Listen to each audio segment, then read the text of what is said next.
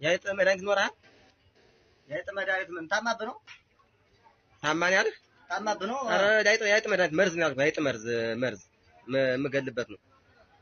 ስንት አመቷ ነው? ስንት አመቷን ይዘዋል? ስንት አመቷ አለ? ስንት አመቷ? የልደት ካርድ የላትም። ወንድሙ ምስጠኝ እንኳን ስጠኝ። የአይጥ መርዝ ነው ያልኩህ። ትቀልዳለህ? ቀልድ ነው ያዝክ? ምን ነው ከስታብህ ነው ወይስ ታማብህ ነው? ንገረኝ እንጂ።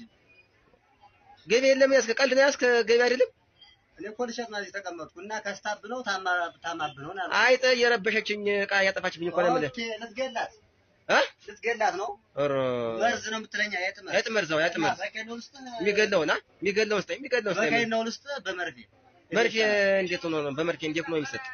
ከጭኗ ላይ ትይዝና ከጭኗ ላይ አጥንቷ እንዳታገኝ አድርገህ ከጭኗ ላይ ተወጋታለህ።